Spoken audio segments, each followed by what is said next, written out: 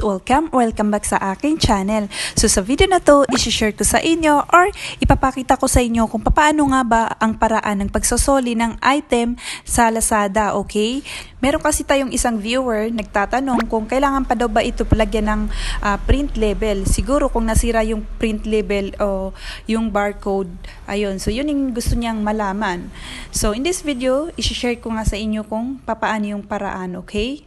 So let's go! Ayan, so ito guys yung ating sample. Ayan, so umorder ako guys ng isang item, ayan. Pero mali yung, for example, mali yung ating na-receive, okay? So for example, ito yung item na na-receive natin. Tapos hindi naman ito yung in-order natin talaga. So ngayon, gusto natin ito ibalik sa Lazada. So ngayon, nag-aalala kayo dahil siguro baka nasira yung print label or napunit ninyo nang hindi sinasadya dahil akala nyo ito nga yung item na in-order ninyo.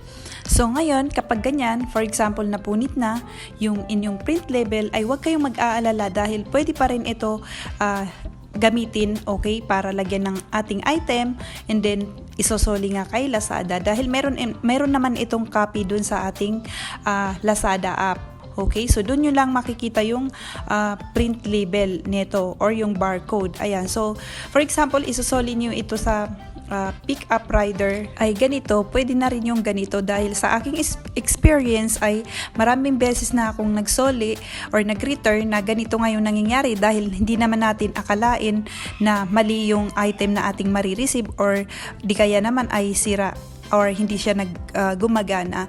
So napupunit natin or hindi natin maiiwasan na mapupunit talaga yung plastic or yung print label. And then wala tayong gamit na kamukha nito. So ganun yung nangyayari. So ganito yung ginagawa ko and then ibinibigay ko na ito sa nagpipick up sa akin na rider and then sila na yung bahala, okay?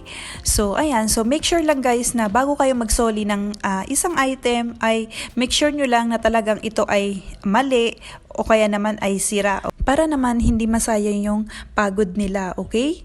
So I think hanggang dito na lamang. Sana ay may natutunan kayo sa video na to. Please give it a thumbs up kung nagustuhan yung ating video and subscribe sa aking channel para updated kayo sa iba ko pang i-upload ng mga video dito sa aking channel.